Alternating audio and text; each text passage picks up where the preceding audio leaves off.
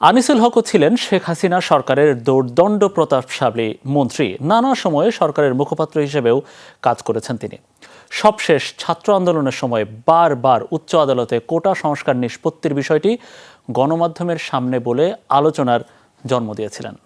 250-টিরও বেশি design option নিয়ে Walton smart fridge, বোঝে আপনার প্রয়োজন। শেখ হাসিনা সরকার ক্ষমতায় থাকার সময় আলোচিত যে কজন মন্ত্রী ছিলেন তার মধ্যে একজন আনিসুল হক। নানা সময়ে বিগত সরকারের মুখপাত্র হিসেবে গণমাধ্যমের সামনে এসেছেন। বৈষম্য বিরোধী ছাত্র আন্দোলনের সময়ও সরকারের অবস্থান নিয়ে কথা বলেছিলেন তিনি।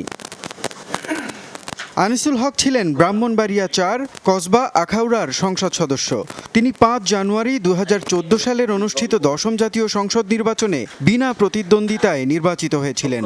২০১৮ নির্বাচনেও জিতে সংসদে আসেন। সর্বশেষ ২০২৪-এর ভোটেও সংসদের টিকিট পান। আনিসুল হক দুর্নীতি দমন কমিশন, বাংলাদেশের প্রধান আইনজীবী ও বিশেষ প্রসিকিউটর ছিলেন। তিনি পিলখানা হত্যা মামলার প্রধান কৌশলীও ছিলেন। নানা সময়ে এমন গুরুত্বপূর্ণ দায়িত্বে থেকে তিনি আস্থাভাজন হয়ে ওঠেন শেখ হাসিনার। গেল সরকারের আমলে সবচেয়ে বেশি সমালোচিত ডিজিটাল নিরাপত্তা আইনের মূল হোতাও অনেকে মনে করেন তাকে। যে আইনের ভুক্তভোগী বিভিন্ন শ্রেণী পেশার মানুষ, সবথেকে বেশি সেই আইন ভুগিয়েছে গণমাধ্যম কর্মীদের। অনেক সাংবাদিক সেই আইনের বেড়াজালে পড়ে জেল খেটেছেন। বহুবার সাংবাদিকদের আপত্তি সত্ত্বেও সেই আইন বাতিল করা হয়নি।